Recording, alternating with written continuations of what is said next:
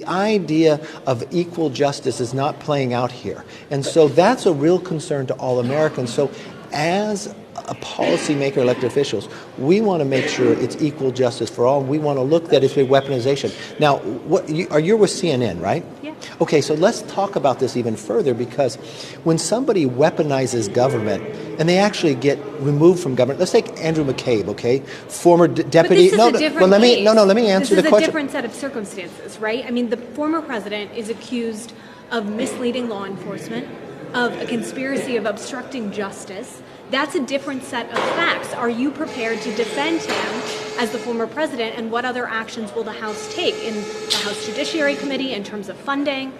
Are you prepared to defend your network, CNN? I'm answering your question. You could ask me any question you want, but I'm entitled to answer the question, okay? You can't put words in my mouth.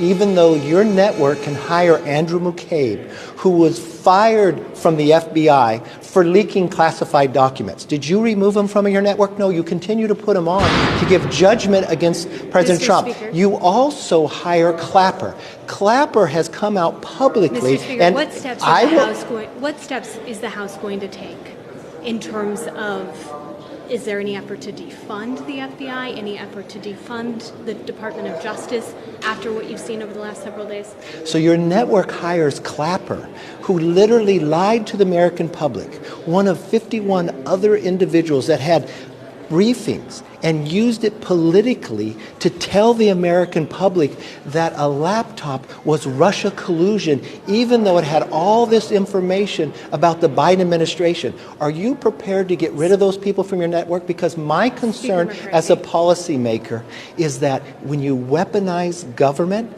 and now you're weaponizing networks, that is wrong. So we will take all of our power to make sure that the legal system in America gets the blinders back on and people are treated fairly.